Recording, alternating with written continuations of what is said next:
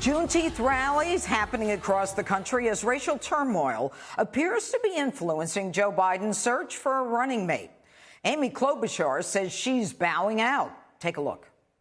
I truly believe, as I actually told the vice president last night when I called him, that I think this is a moment to put a woman of color on that ticket. If you want to heal this nation right now, my party, yes, but our nation, this is sure a hell of a way to do it. And with Klobuchar out, Kamala Harris's odds are rising. A new poll shows Democrats favor Harris by a wide margin. But will the radical left accept her past as a prosecutor? Harris trying to spin her resume as a positive. Watch this.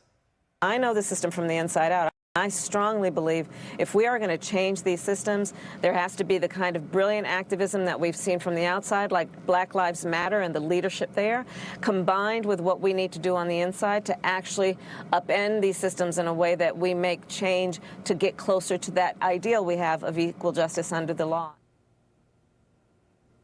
All right, Jesse, I'm going to start with you. You know, Amy Klobuchar, I don't know if she has something in her throat or if she was just choking back tears, but she has always been extremely ambitious, has wanted to be president and certainly vice president.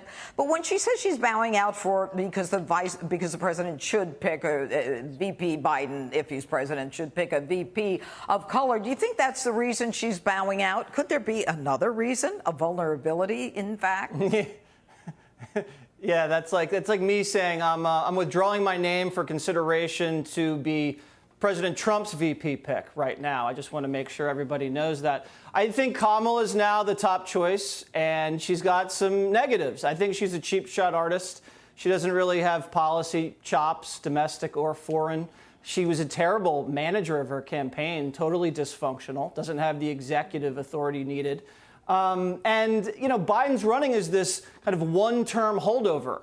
So I don't know if she's totally trustworthy. She might leak and kind of try to stab him in the back. I'm not really sure she's gonna cut it. But she also has a lot of positives. She raised a lot of money. I like her litigator style, extremely tenacious when she gets these witnesses in her crosshairs. She really just rips their throat right out. I've never seen anything like it. And that's maybe what you want as an attack dog on the VP ticket. So, you know, she's got a great background that people do like. You know, her father, Indian, or her mother, I think it was Jamaican immigrants. She married a Jewish man. People love that type of melting pot story. She looks very attractive on television. And you know my thing, Dana, the bumper sticker. Biden-Harris, it fits. That works. Nice and short. Oh, I like it. All right, Greg, I'm going to go to you. All right, so you've got her saying, Kamala Harris, you know, because I've been a prosecutor, I know the system inside out, and I can change it. And I'm not just a prosecutor, and take it from me, we put people in jail. That's kind of what we do when they commit crimes, and we convict them beyond a reasonable doubt. But she says, I'm a progressive prosecutor. What is a progressive prosecutor?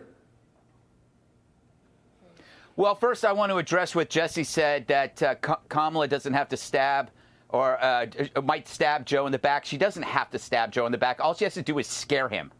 And I don't know why we're all jumping to Kamala Harris, because Amy Klobuchar said a woman of color, all right? And you're all, like, overlooking Liz Warren, which makes no sense to me. I think what Amy did was really smart.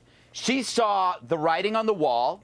She knew that the decision was already made, so she wanted to act like it was her own idea. Somebody said to her, hey, I heard Biden's going to pick Kamala Harris. And then she goes, you know what? And she has a press conference that says he should choose a woman of color. It's like when you find out that you're about to be fired, and right before they say, hey, you're fired, you say, no, I quit. You don't get the severance, but at least your pride's intact. And we all know that Joe is just a seat filler for the academy, like the seat filler for this job. Whoever's getting picked is going to be the president if he wins. Yeah, but You know, Dana, Klobuchar, just to put her away for now, I mean, Klobuchar was a prosecutor who refused to prosecute police brutality in Minneapolis, including the particular officer, Chauvin. So, I mean, she's got a lot of problems. But more importantly, with Val Demings, for example, I mean, there you have someone who has made a name for herself somewhat in the impeachment hearings, but she was a police chief. And how do you think that will rub Black Lives Matter? It's interesting that you went to that, because that was exactly what I was thinking, because Jesse and Greg stole my two jokes, or actually I was going to steal theirs, but you know, I guess I can't be in the running to be quarterback for the Broncos, because I was never in the running to be the quarterback for the Broncos. But part of the things that happened with Klobuchar is because of the focus of Minneapolis and George Floyd and her reign there up in Minnesota, she was not going to be the vice presidential choice. So I agree, like, she definitely saw that coming, so she said, I'm just going to step graciously out of the way. But to your point, so Val Demings is a congresswoman from Orlando area of Florida. She was a police officer, law enforcement background. She was a police chief. One of the things that happened today is you had some New York state-based Black Lives Matter spokesperson say, she is not going to be somebody that we would ever support because she did not do enough to deal with police brutality when she was a police officer. So I think that when it comes to the vice presidential choice, the number one thing for any presidential candidate choosing a vice president is do no harm. So when you have somebody like Val Demings, who most of the country doesn't know, it would take a lot of effort to introduce her to the nation. Somebody like Kamala Harris already has that name ID, so that can help you.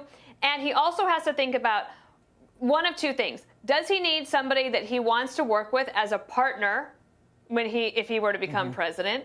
Or does he need someone that will help shore up the left wing of the Democratic Party? And does he think that person can do that? I think no matter who it is, and when you see whatever that person's attributes are, that will be what he's more concerned about. Well, and Juan, though all three, Kamala Harris and the police officer Val Demings, you know, both of them, those two, I should say, have law enforcement background. Klobuchar did as well. But Elizabeth Warren, in terms of what Dana was saying, do no harm, she doesn't have a law enforcement background. She's got a strong, people know who she is. She's very much a progressive. She's very aggressive when it comes to fundraising. But she would be all harm. Is that what you think, Juan? Well, I thought Dana said something. Dana, want to finish your thought? Well, I think that Elizabeth Warren, there's no upside for Joe Biden. And when I say do no harm, she is the opposite of that. She is all harm to him if he were to pick her. But the law enforcement women are harm as well, because they cannot get away from their law enforcement background. Each one of those, Kamala Harris spent decades prosecuting. Go ahead, Juan. Okay, so I disagree with you. I, in fact, would think that for a lot of people in the suburbs, the idea that you have somebody with law enforcement background is not a negative. I think there's an intense focus among us here on the Five on kind of the far left at this moment in terms of thinking about the negatives that come, especially in the aftermath of George Floyd's death, from people who are concerned about excessive use of force and law enforcement records. I think it did hurt Klobuchar. And in case of Demings, I think the big problem is lack of national name recognition. But so it leaves, in my mind, Harris and Elizabeth Warren. Some people still talking about Stacey Abrams, the former state rep from Georgia, who's a very powerful voice, very smart woman. But when you look at it, you know, you think of it in terms of black voters and wanting to make sure black voter turnout is strong in November for Biden. I'm surprised that Warren consistently polls well with black voters. And Harris, I think, also has these issues, but guess what? She, too, is popular.